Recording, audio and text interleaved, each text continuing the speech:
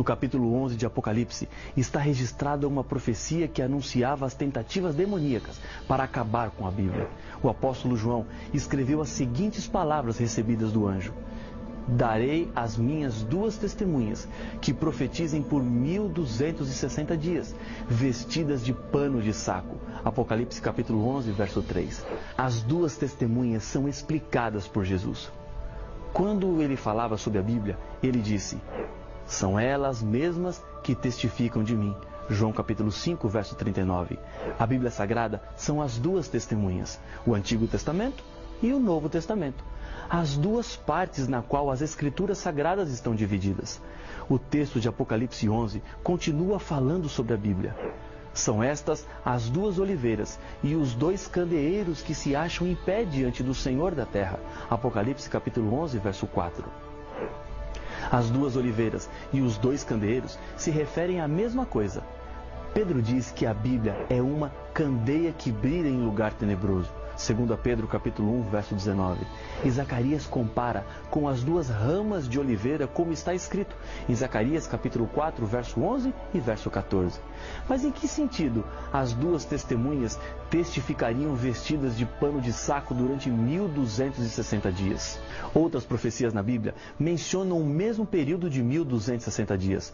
O período de tempo aqui está em contagem profética, o que significa que os 1260 dias, na verdade, são 1260 anos.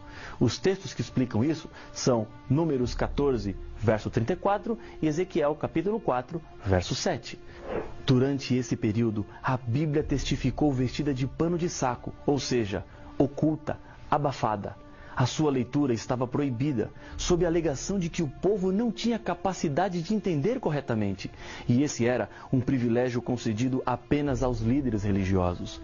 Os 1260 anos começam a ser contados a partir de 538, com o decreto de Justiniano, dando poder absoluto ao bispo de Roma, e termina em 1798, quando o general Berthier, a mando de Napoleão Bonaparte, invade Roma e prende o líder da igreja, que perseguia aqueles que queriam estudar a Bíblia e viver de acordo com aquilo que ela dizia. Exatamente depois desse período, a profecia do Apocalipse diz: quando tiverem, então, concluído o testemunho que devem dar, a besta que surge do abismo pelejará contra elas, e as vencerá, e matará. Apocalipse capítulo 11, verso 7. Para identificar a besta que mata as testemunhas, precisamos encontrar na história um poder que perseguiu a Bíblia depois de 1798. Perceba que a besta sobe do abismo. Essa é uma referência direta a Satanás e também simboliza os reinos deste mundo que estão sob o seu domínio.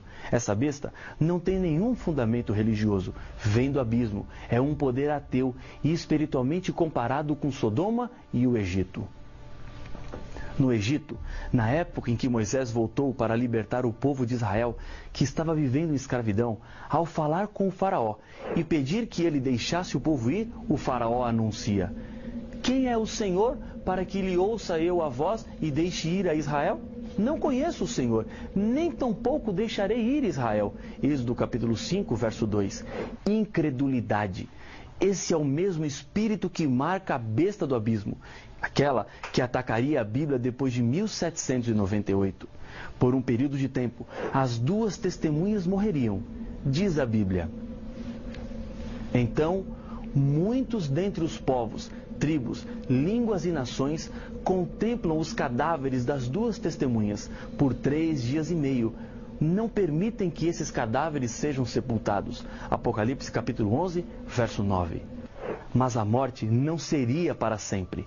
Depois dos 3 dias e meio, o Apocalipse nos conta: depois dos 3 dias e meio, um espírito de vida, vindo da parte de Deus, neles penetrou, e eles se ergueram sobre os pés, e àqueles que os viram sobreveio grande medo.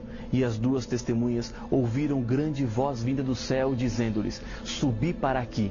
E subiram ao céu numa nuvem, e os seus inimigos as contemplaram. Apocalipse capítulo 11, verso 11 e 12. Nesses dias finais da história do mundo, a Bíblia nos apresenta mensagens de advertência. Dias difíceis estão à frente na história do nosso mundo. Está chegando o momento da volta de Jesus. O Evangelho chegou ao seu coração e quanto mais pessoas conhecerem, mais perto estaremos do fim. E lembre-se que não é apenas o saber que salvará uma pessoa, mas a decisão de ficar ao lado de Deus.